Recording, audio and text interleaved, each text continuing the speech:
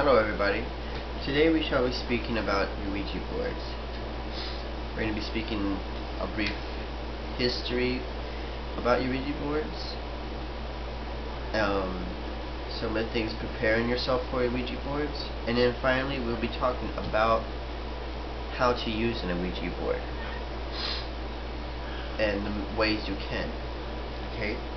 So, the Ouija board has been used it's used for necromancy and divination. Not everybody knows it can be used for divination. Some people would say that the Ouija board is something evil, something that's gonna harm somebody or get possessed, or whichever account you may hear. I'm pretty sure you did hear some. Well, basically, the Ouija board, when used properly, it can bring you positive effects.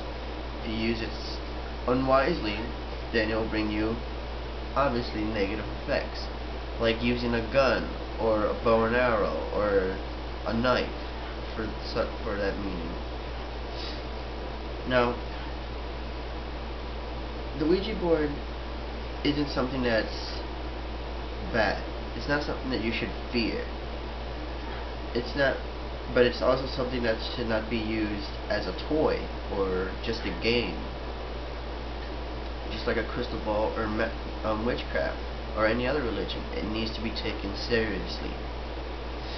Now, what you would do first, you would cast with your athame, whichever way you use, you would cast a circle around your perimeter.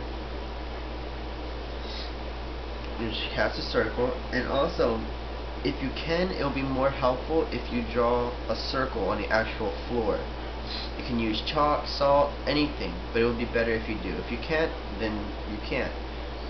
Reinforce your circle with the 4 watchtowers and the northern, eastern, western, and southern guards for each corner.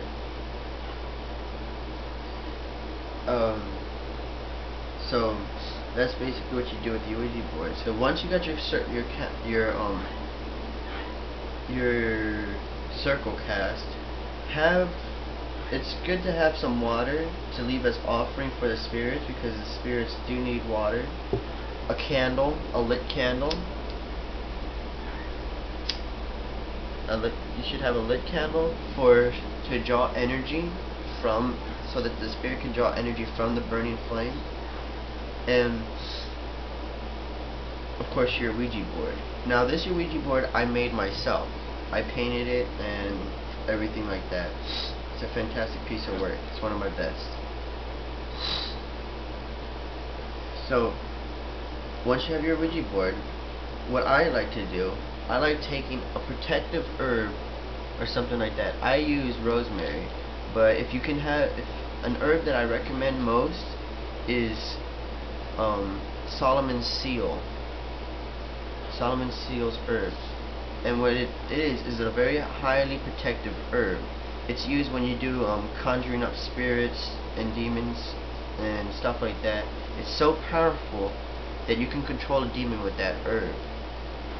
Now what you would do is you take your herbs, place it on it, and just wipe it down real good.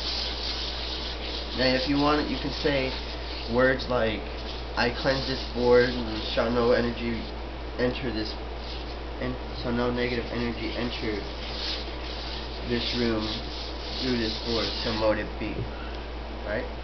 So now you have your board protected with the herbs. Now don't get rid of the herbs from where they're at.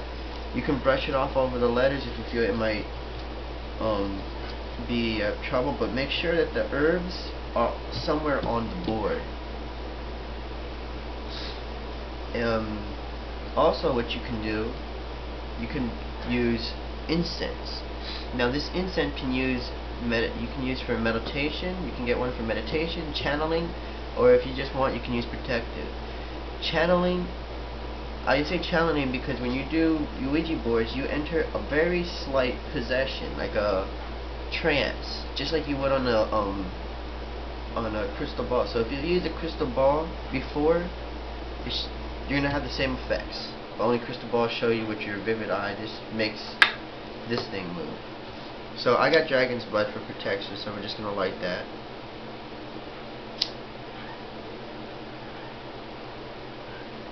Now, when you have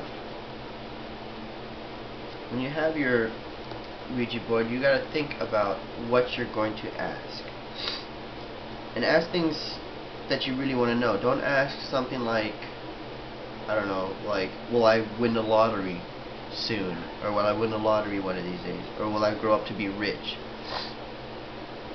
Questions like that are just nonsense. You gotta be serious. So you have your circle casted. You put your arrow thing, I'm just gonna say arrow, on your merry part, and you say, and you gotta say what meaning and force. Is there any spirits here? If there's any spirits here, please move it to yes or in circles. Now if you have two people, it's better, but if it's one, it's just alright. So lightly have your fingers touching the arrow, and you should see it going either in circles or you'll go to yes. If you don't do that, if it doesn't do anything, you can try 3 times. Third time is usually the charm, so always remember that. So you say, is there a spirit here? It goes to yes. You would then ask, are you a good spirit? It should go to yes or no. If it goes to no, you should properly shut down your board. Now to do that, you'll be like, you'd say, okay spirit, I thank thee for being here in many respects, and I thank you for being here, so please part. And it would go to merry part, or goodbye, or whichever. But let's say it doesn't do that. You do it a second time, and then a third time, and if it continues not doing anything, then you would move it. You would move it yourself. You would say, spirit, I ask you to part, so mote it be. And you can take it and keep it right there, and you can lightly tap it 3 times, or you can just leave it right there. So that's something you should do. So always make sure to ask if it's a human spirit. You first ask, is there a spirit there? If it says yes or no, you say, are you a human spirit? If it says yes or no. If it says no, you ask it, are you a demon? If it says no, you ask if you're a spirit. If it says no, if it's an angel, it says no. If it says, are you a god? And if it says yes or no, because it would usually say yes or no, or unless you get a fairy, but that's rare to find, to have a fairy into your board, unless you program your board like that. So, if it's a human spirit you gotta hold up, or if you say that you're gonna do necromancy and you want a demon, right? Then you would call forth a demon, and then ask it its name, and remember, it's never gonna tell you its real name. So don't expect that to happen. Be highly, extremely respectful, and before you leave your board, before you cast down your circle, do a banishment spell. A banishment spell of some sort. And that usually gets rid of it. Do it as many times as you feel is necessary. So that's the Ouija board. That's how to use it. So a quick review, because I don't want anybody hurting themselves. Be serious when doing your Ouija board. Keep a protective herb or a symbol around your throat, somewhere around you or on the board. Ask if it's a human spirit. Ask if it's a kind spirit. Ask if it's gonna be, if it means well. Ask